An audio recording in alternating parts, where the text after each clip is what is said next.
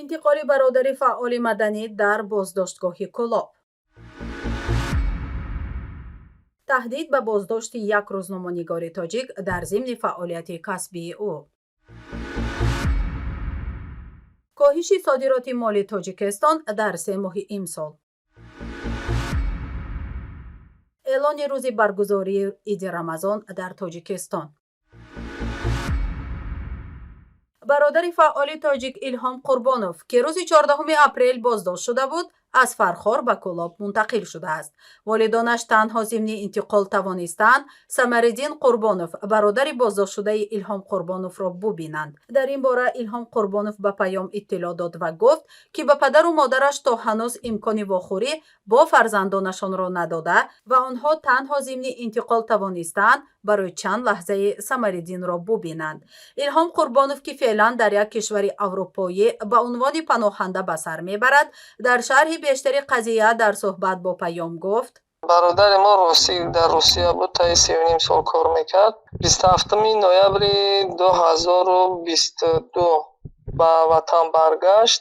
баъди 4 моҳу 20 рӯз агар хато накунам гузашт. баъд омадам ман аз ду корманди амният ё ки вазорати корҳои дохилӣ омада бародари маро даъват кардан ба беруни кӯча. баъдо гуфтанд ки биё рафта шумо баёниёт диҳед, ман шуморо ҷавоб медиҳам. ин вайҳоро гуфтанд ки ман ягон ҷинояте накардам, коре накардам, ман ягон баёниёте намедиҳам.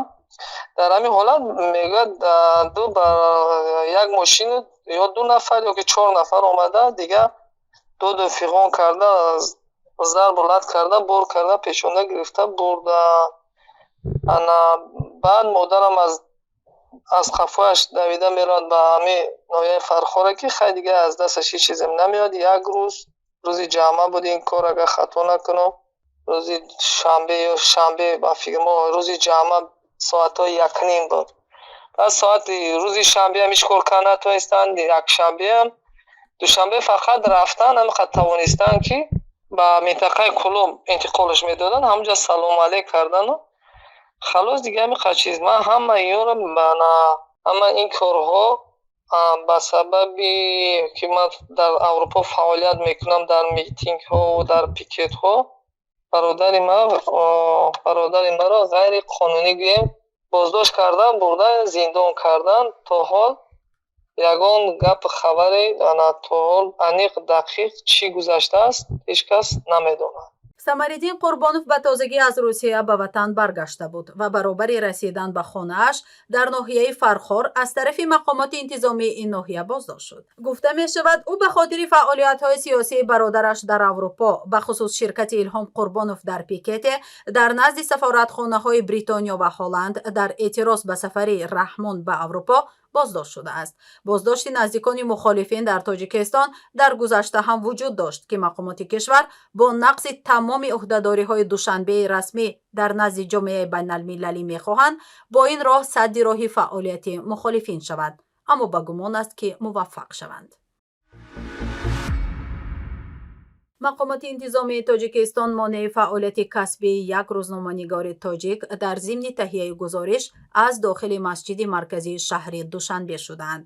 ба иттилои Радио Озодӣ, мақомоти пулис нагузоштанд то Нурангези Рустамзода, хабарнигори Садои Амрико дар Тоҷикистон, аз масҷиди марказии Душанбе филмбардорӣ кунад.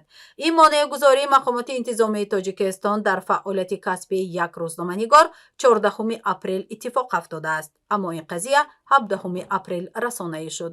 Рустамзода дар суҳбат ба Радио Озодӣ гуфт, ки таи як мактубе аз Кумитаи дин ва танзими ҷашну маросими Тоҷикистон барои филмбардорӣ аз ин масҷид иҷоза гирифта буд, аммо бо вуҷуди ин мақомоти интизомӣ монеи кори ӯ шуданд. пеш аз оне ки барои филмбардорӣ равам, ба Кумитаи дин мактуб ҳам карда будам, ки барои мусоидат кунанд барои гирифтани ин кадрҳо, байданаварҳо. вақте ки аз тарафи кумитаи дин ва аз тарафи сухангӯи ин кумита гуфта шуд ки мактуби ман қабул шудааст ва ман метавонам ба масҷид равам ва филмбардорӣ кунам. Ҳамзамон назари худи сухангӯи ин кумита Афшин Муқимам ба ман лозим омада буд ва худи ҳамун рӯз рӯзи 14 апрел рӯзи ҷумъа ман соати 12 наздикии соати 12 ба пеши Афшин Муқим рафтам, аз он назарашро гирифтам ва баъд аз Афшин Муқим равона шудам ба масҷиди марказии шаҳри Душанбе ва вақте ки он ҷо рафтам ва ҳатто Афшин Муқим яке аз кормандони масҷиди марказиро ба рақами шумораи телефонашро ба ман дода буд ки барояш занг занам ва ӯ ҳам кӯмак кунад барои наворбардорӣ. Ва вақте ки ман пеш аз он ҷо рафтам ман ба ин корманд занг задам ва ӯ гуфт ки метавонам оям. Вақте ки ман он ҷо расидам дигар ба зангҳои ман ҷавоб надод ва маро мебоист ки корамро иҷро кунам бисолати касбии худро, барое ки бояд гузоришро омода ҳам мекардам. Ва пас аз ин вақте ман корро шурӯъ кардам, аввал муҳофизи ҳамон ҷо наздики ман шуд ва гуфт ки чӣ кор мекунам, барои чӣ омадам, барояш фаҳмондам ва ӯ дигар ҳамкорони худро хонд пеши ӯ оянд ва вақте ки онҳо ба пеши ман омаданд ва гуфтанд ки бояд камерамро хомӯш кунам ва филмбардорӣ накунам. ин хабарнигори тоҷик мегӯяд тамоми ҳуҷҷатҳоеро ки ба ӯ ҳақ медоданд то аз ин масҷид филмбардорӣ кунад пешниҳод кард, аммо мақомоти полис ин ҳамаро нодида гирифтанд. ӯ меафзояд мавриди дағалгуфторӣ ва таҳдиди мақомоти полис низ қарор гирифтааст. ба дағалгуфторӣ аллакай гузашт ва боз ҳам овозбаландкунӣ ва дигар яке аз кормандое ки дар ҳамон ҷо буданд, кормандои милитсия буд, ба фикрам ки гуфт мебарам туро 15 сутка маҳкам мекунам ва баъдан ақлат ба ҷояш меояд. ба гуфтаи ӯ ин се тан аз мақомоти полис ба ӯ бархурду бадрафторӣ карданд ки як нафаре аз онҳо либоси мулкӣ ба бар дошт. пеши маро мегиранд, тела медоданд, ихе дағалгуфторӣ мекарданд ва дигар натавонистам рости гап ва маҷбур шудам ки аз ҳамон ҷои ҳодиса буд тарк кунам. Дигар филмбардорӣ ҳам ҳамун 3-4 кадр аз роҳу раве ки мардон барои кадрои умумӣ гирифтам. Тамом. нурангези рустамзода пас аз ин кор ба вазорати умури хориҷии тоҷикистон дар ин замина шикоят бурдааст. дар ҳамин ҳол сухангӯи вазорати умури дохилии тоҷикистон дар суҳбат бо хабаргузори Азия Плюс гуфтааст пас аз дарёфти иттилооти бештар дар ин замина тафсилоти онро ироа хоҳад кард. таи чанд соли охир фаъолияти рӯзноманигорӣ дар тоҷикистон хатарнок шудааст. мақомоти тоҷикистон соли гузашта ҳадди ақал 8 тан аз рӯзноманигорони тоҷикро зиндонӣ карданд. имсол ҳам Хуршед Фозилов, як рӯзноманигоре ки дар шимоли кишвар фаъолият мекард, боздошт шуд. صادراتی کالا در 3 ماه اولی سال گذشته در تاجیکستان کاهش یافته است. به اطلاع آزیا پلوس، تاجیکستان در 3 ماه اولی امسال به میزان 344 میلیون و 300 هزار دلار صادرات داشته است که 125 میلیون و 600 هزار دلار نسبت به همین دوره سال گذشته کم است. کاهش صادرات در قیاس به همین دوره سال گذشته 26.7% گفته می شود. کاهش درآمد از صادرات به کاهش عرضه فلز و سنگ‌های گران قیمت و نیم قیمت، پخته و نرخ آن ربط داده می شود. همچنین صادرات نرخ پخته در 3 ماه اولی سال 50.2% کاهش یافته است. اگر در 3 ماه اولی سال گذشته به میزان 79 میلیون دلار نرخ پخته صادر شده بود، در دوره مشابه امسال این میزان به 39 میلیون و 200 هزار دلار برابر بوده است. همزمان صادرات محصولاتی نیز که از پرورش چاروا به دست می آید در برابر این محصولات سنگی و سیمنت و گچ نیز کاهش یافته است. در همین حال وارد مال به تاجیکستان به 27 میلیون و 600 هزار دلار برابر شده است که نسبت به همین دوره سال گذشته 1 میلیارد و 200 میلیون دلار بیشتر گفته می شود.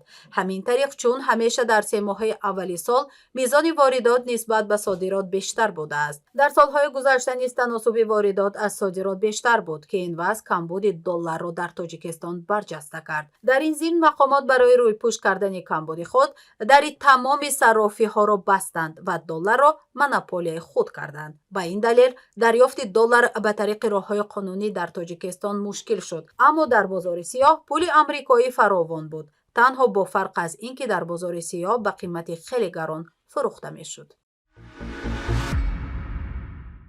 дар пай баргузории ҷаласаи шӯрои уламои тоҷикистон дар шаҳри душанбе 21 апрел рӯзи иди рамазон эълон шудааст. намози ид дар масҷиди марказии шаҳри душанбе дар соати 6:30 баргузор мешавад. саид мукаррам абдулқодирзода раиси шӯрои уламои тоҷикистон дар ин ҷаласа гуфт мувофиқи далелҳои илмӣ ва дар асоси хулосаи институти астрофизикаи академияи миллии илмҳои тоҷикистон иди саиди рамазон дар кишвар ба 21 апрел рост меояд. дар пай баргузории ин ҷаласа имомхатибон муваззаф шуданд таваҷҷӯҳи мардумро барои расонидани кӯмаки моддӣ ба муҳтоҷону ниёзмандон ҷалб намоянд. дар баробари ин таъкид шудааст ки рӯҳониён шаҳрвандонро ба пешгирии исрофкориҳо дар рӯзҳои ид ва сарфакориву сариштакорӣ роҳнамоӣ кунанд ки рӯҳониёни муваззаф ба иҷрои умури расмии динӣ худашон бояд дар ин самт намунаи ибрати дигарон бошад. таъкиди мақомоти тоҷикистон ба пешгирӣ аз исрофкорӣ дар ҳолест ки ҷомеа аз гаронии қимати бозор шикоят мекунад. ҳамасола дар арафаи иду ҷашнҳо қимати маҳсулоти мавриди ниёз афзоиш меёбад. дар чунин ҳол ниҳодҳои муваззаф ба ҳалли масъала дар тоҷикистон бо пеш овардани баҳонаҳои мухталиф аз ҳалли решаии масъала холӣ менамоянд.